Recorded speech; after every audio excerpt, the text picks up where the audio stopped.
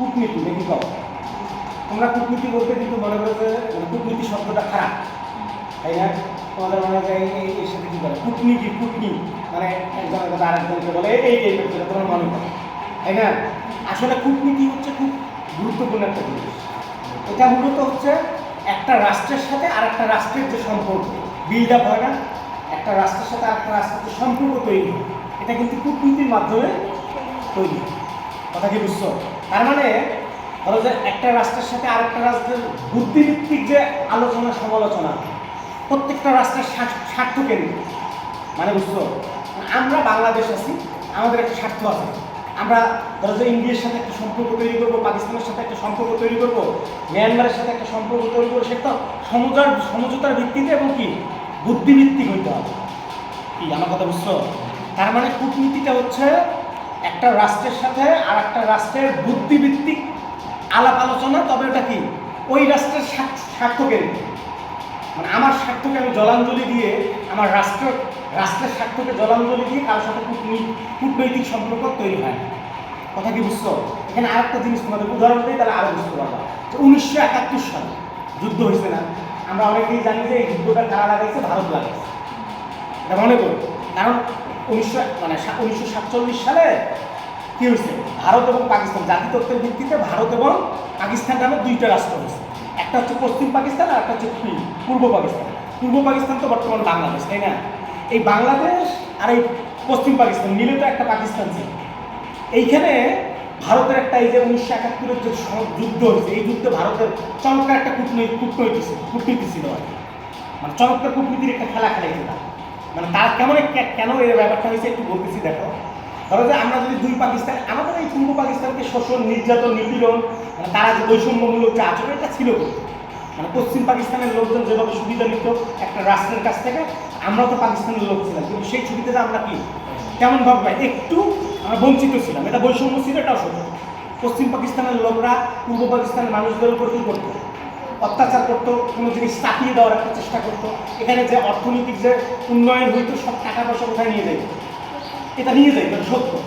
মানে এটা যে মিথ্যা বলার কোনো চান্স নেই। কিন্তু ভারত এখানে কী করতে দেখো, ভারতের সাথে কিন্তু 1965-তে আমাদের পাকিস্তানের একটা যুদ্ধ হয়েছে। সেই ওই যুদ্ধতে কিন্তু মেজর জিয়া অংশগ্রহণ করছে। কার হয়ে? পাকিস্তানের হয়ে। বেঙ্গল রেজিমেন্টের ছিলেন তিনি। কী করছেন? তিনি পাকিস্তানের হয়ে ভারতের বিরুদ্ধে লড়াই করছেন। কথা কি বুঝছো? তা এখন কথা হচ্ছে যে এখন দেখো মাঝে মাঝে আমরা দেখি না যে পাকিস্তান এবং ভারতের মধ্যে মাঝে মাঝেই লড়াই হয়, যুদ্ধ বাজে না? এই পূর্ব পাকিস্তানটা যদি ভারত ওই পাকিস্তানের সাথে সংযুক্ত থাকতো, তাহলে কিন্তু ভারত আরও বিপদে পড়ে যায়। মানে বুঝছো? মানে এই যে ভারতের যে লালমনিরহাটের এখানে চিকেন নেক, শোনো না?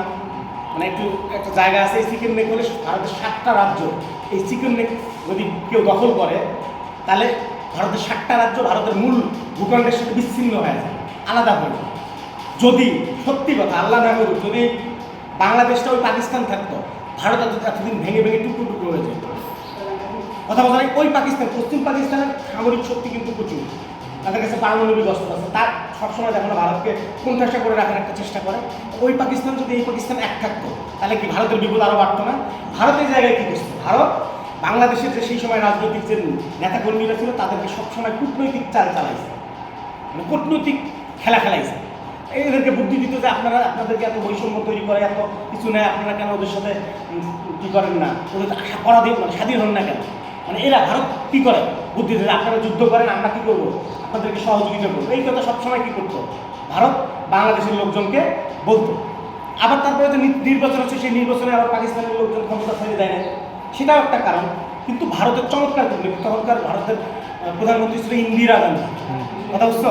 উনি কী করছেন, বাংলাদেশের সেই সময় এই পূর্ব বাংলার যে যারা ক্ষমতায় ছিল, মানে ক্ষমতায় তো ছিলেন বলতে মানে যারা মানে উচ্চ পর্যায়ের নেতাকর্মী ছিলেন, তাদের সাথে সবসময় কী করতো, কূটনৈতিক খেলায় পাকিস্তানের সাথে কী করছে, যুদ্ধ বাজায় গেছে।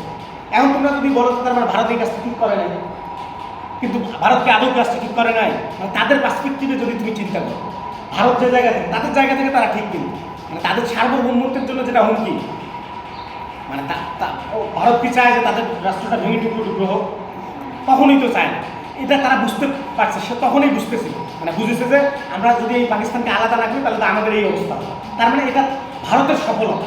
আমাদের কাছে যদিও মনে হয় যে না বিষয়টা আমরা যদি পাকিস্তান থাকতাম, কিন্তু ভারত এটা কি, ভারতের কাছে এটা কিন্তু কূটনৈতিকভাবে ভারত এই ব্যাপারটাতে কি একদম সফল। কি কথা বুঝছো?